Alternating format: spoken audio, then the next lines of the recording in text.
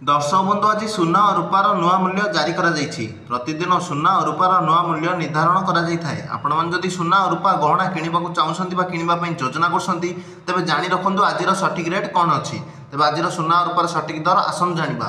आज भारतीय बजार में 24 क्यारेट सुना 1,01,180 टଙ୍କା रही। सेहीपरि भाव आज 22 क्यारेट सुना दर 10 ग्राम पिछा 92,750 टଙ୍କା छुईं। सेहीपरि आज ओडिशार राजधानी भुवनेश्वर 24 क्यारेट सुनार मूल्य 10 ग्राम पिछा 1,01,180 टଙ୍କା रही बेले 22 क्यारेट सुनार मूल्य 92,750 टଙ୍କା को पहुंची।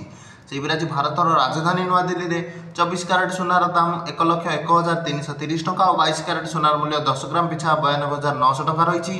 सेहीपरि आज मुंबई में 24 क्यारेट सुनार मूल्य 1,01,180 टଙ୍କା रही बेले 22 क्यारेट सुनार मूल्य 92,750 टଙ୍କା रही। सेहीपरि भाव आज चेन्नई में 24 क्यारेट सुना 1,01,180 टଙ୍କା रही बेले 22 क्यारेट सुनार मूल्य 92,750 टଙ୍କା रही। सेहीपरि आज कलिकता में 24 क्यारेट सुना 1,01,180 टଙ୍କା और 22 क्यारेट सुना 92,750 टଙ୍କା रही एवं रूपा मूल्य किलो पिछा 1,16,100 टଙ୍କା होइछि। वीडियोटी भल लगे वीडियोटी को लाइक और चैनल को सब्सक्राइब कर दियंतु।